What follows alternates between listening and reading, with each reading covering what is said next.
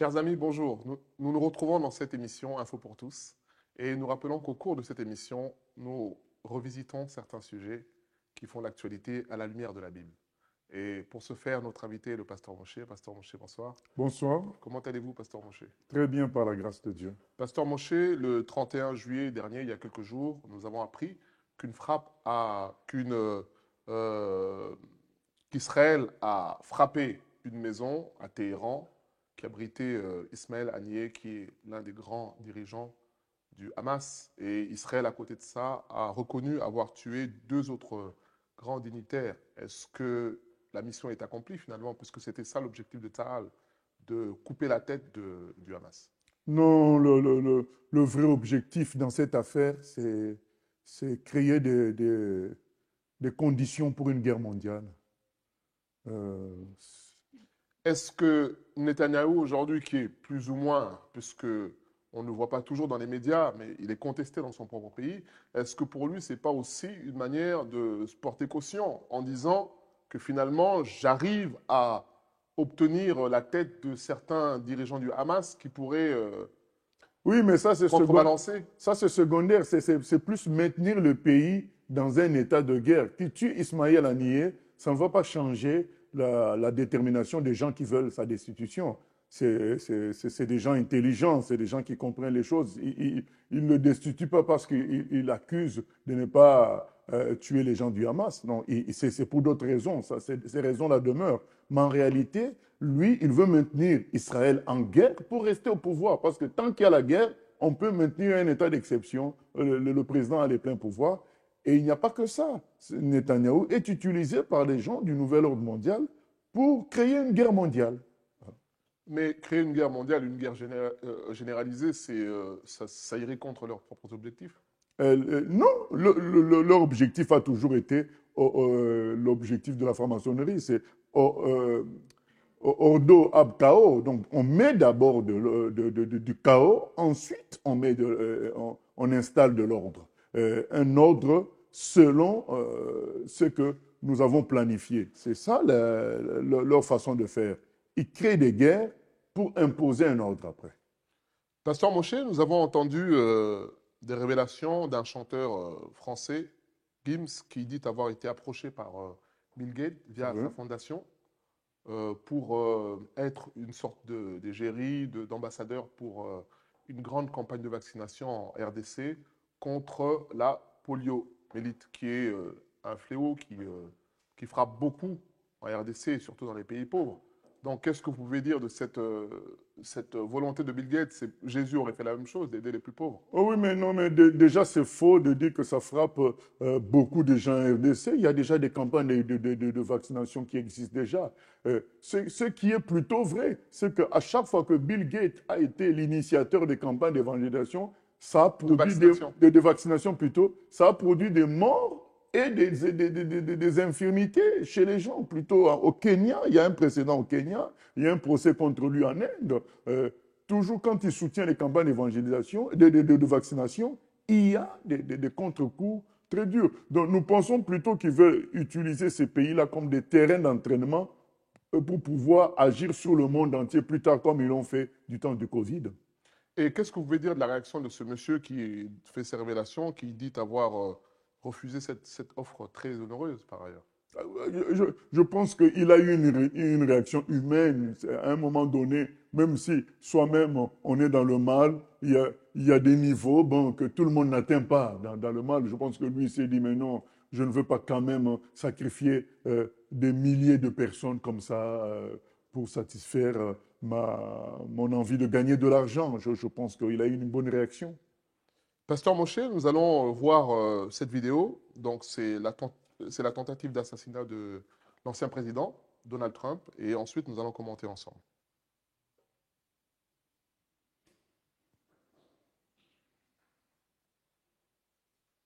If you want to really see something that's take a look at that.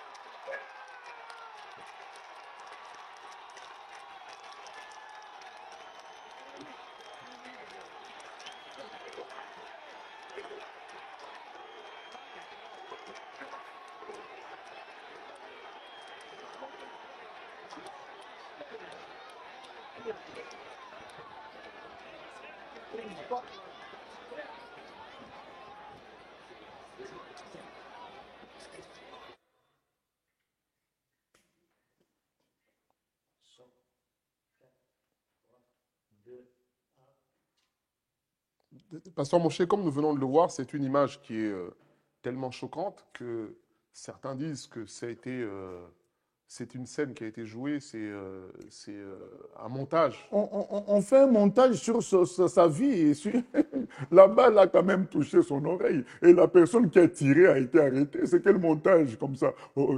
C'est absurde. On ne peut pas jouer sa vie comme ça. C'était la tête qui était visée et l'oreille a été blessée.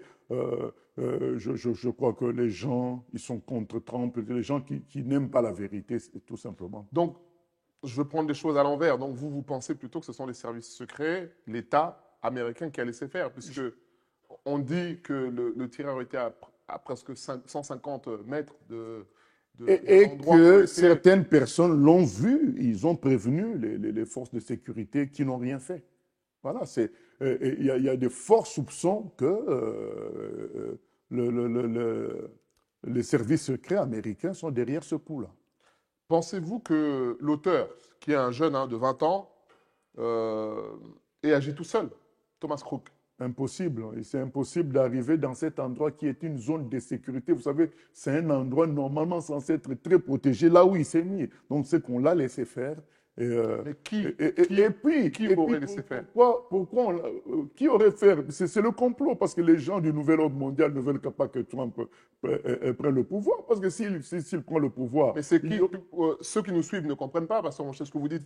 Est-ce que c'est Biden? Est-ce que c'est le gouvernement américain? C'est qui le nouvel ordre mondial? C'est qui est derrière ça? Il y a une clique des gens, des satanistes, qui veulent imposer un ordre mondial où l'antichrist, donc Satan, viendra régner comme le président du monde entier. C'est eux qui préparent la terre à cela et c'est eux qui mettent les présidents dans le monde entier. Je vais vous donner un exemple. C'est eux, par exemple, qui ont décidé qu'au Congo, il y a un ministère du genre. Voilà, dans un pays africain, ceux qui n'existent même pas dans les pays européens, il y a un ministère du genre, on ne comprend pas. Ça ne fait pas partie des traditions de ces pays-là. Voilà, c'est des gens qui ont un objectif, préparer le terrain à ce que Satan dirige ce monde. Et ces gens-là ne veulent pas des gens comme Trump qui ont des valeurs qui sont contraires aux valeurs du nouvel ordre mondial, c'est-à-dire le péché à fond, transgenre, homosexualité, sacrifice d'enfants. Trump est contre toutes ces choses-là et ils ne veulent pas qu'il arrive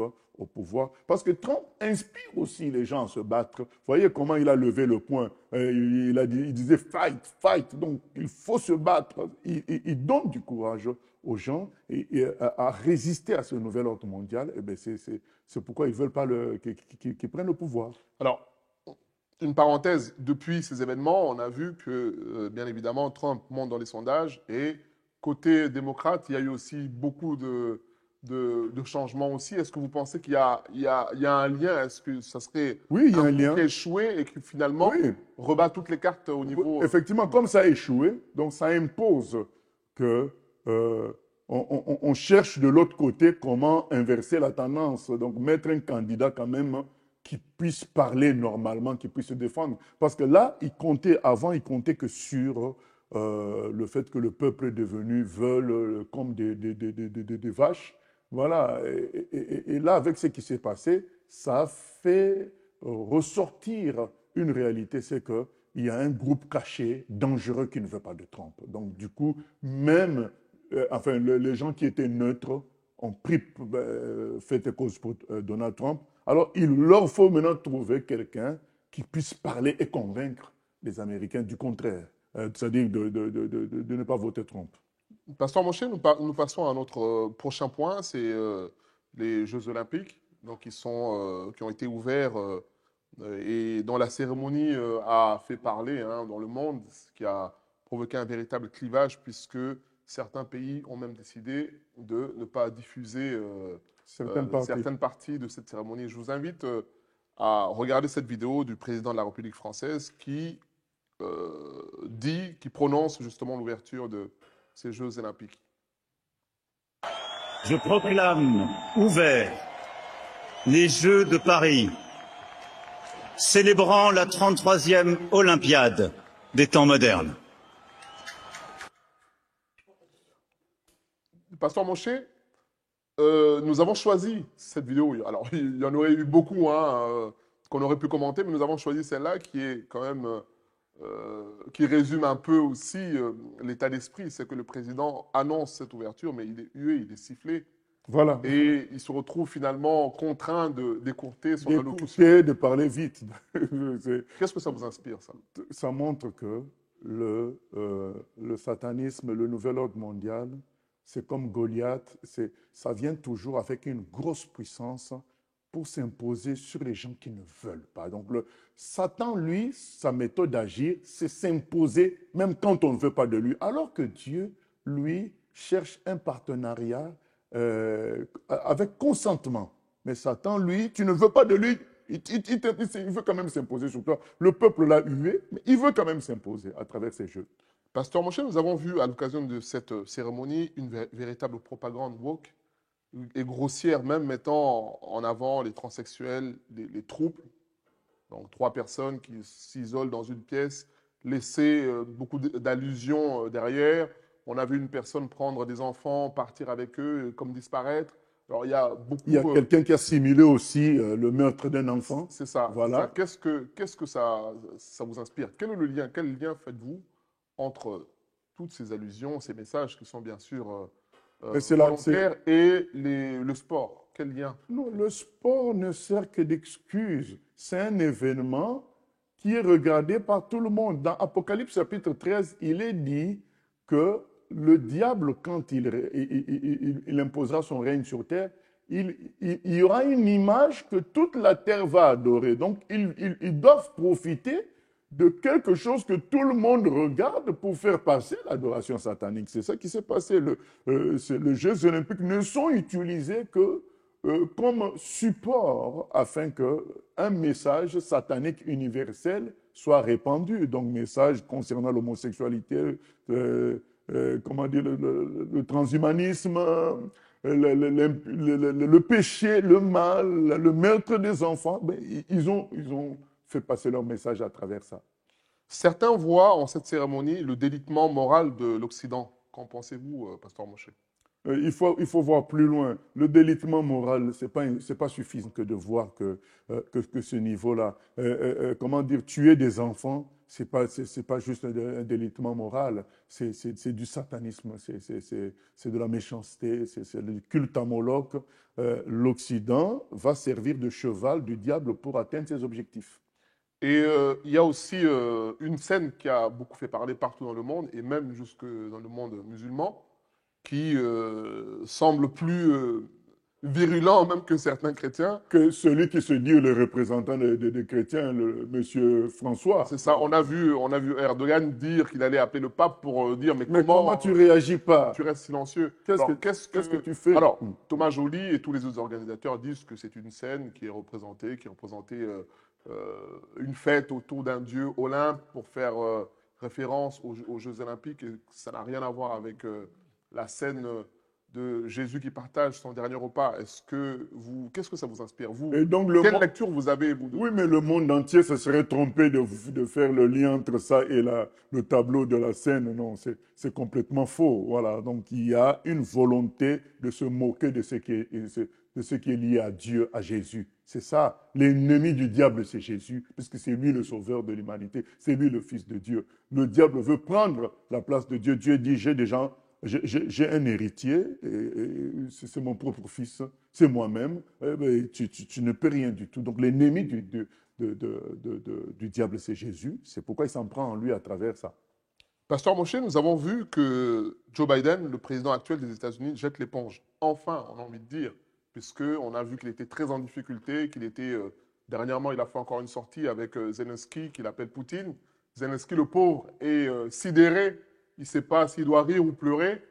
Et finalement, qu'est-ce que ça vous inspire, Oui, mais ça montre que on ne peut pas tout faire, quoi. On peut pas. Il y a des limites, même concernant les forces des ténèbres, elles ont des limites, hein. Et ils ont voulu imposer Biden. Là, les limites ont été claires et que ça ne pouvait plus passer.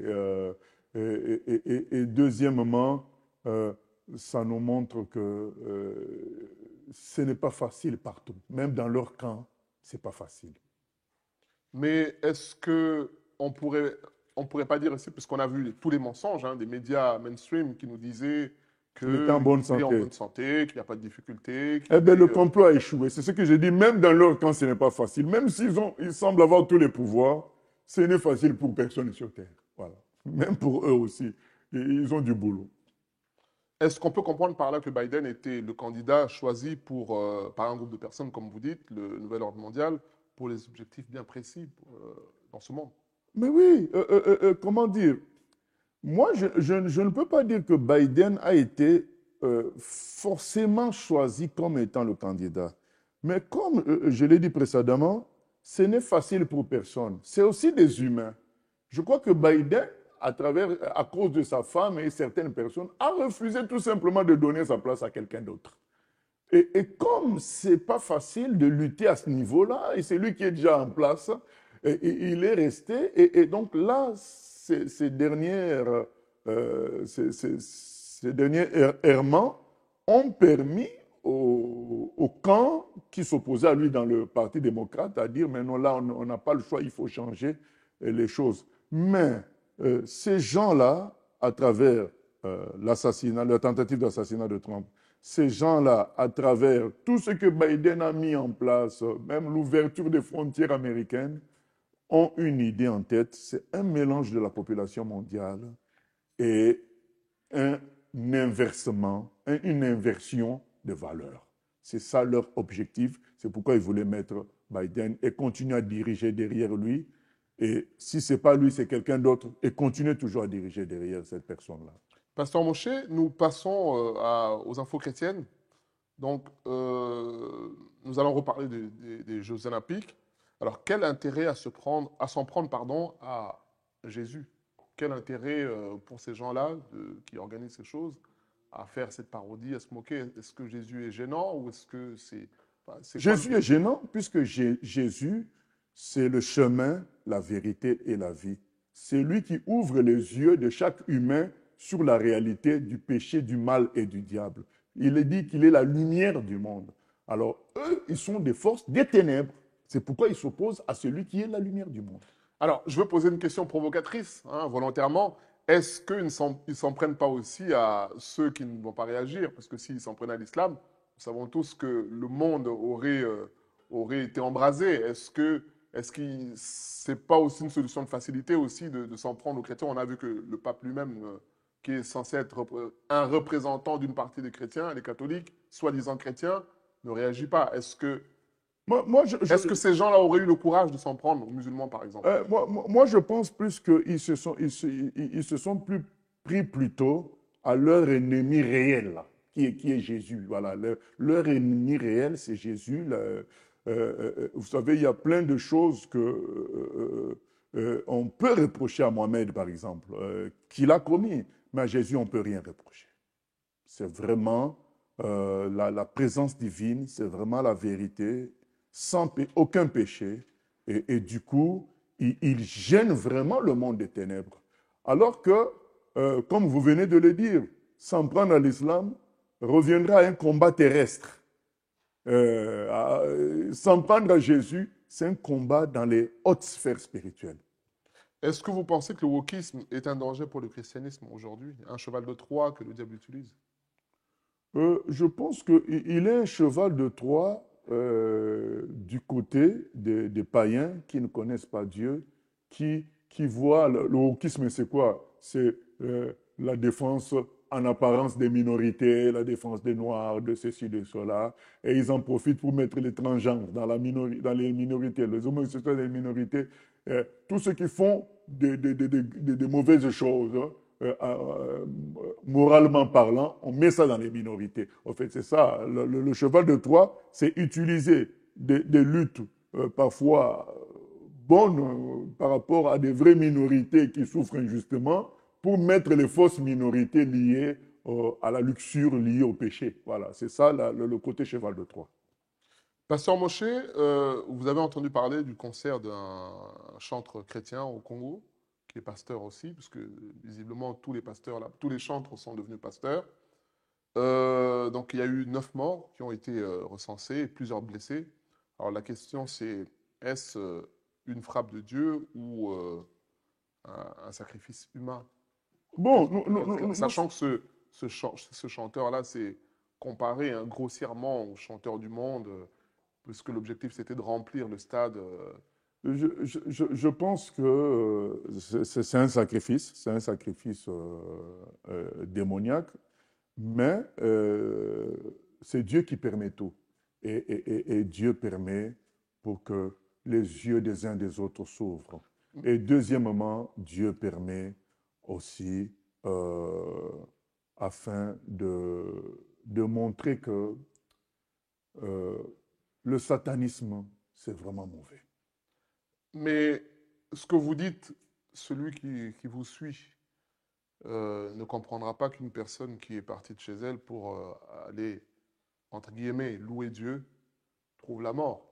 Mais louer Dieu C'est fort. ayant comme objectif de remplir un stade. Non, non, mais la personne qui vient, elle n'a pas cet objectif. La personne Mais vient. cette personne-là a entendu ces pubs-là qui visaient, cette pub-là qui visait à remplir un stade. Donc, elle est partie dans cet esprit-là. Ce n'est pas pour adorer Dieu, c'est pour un défi de popularité.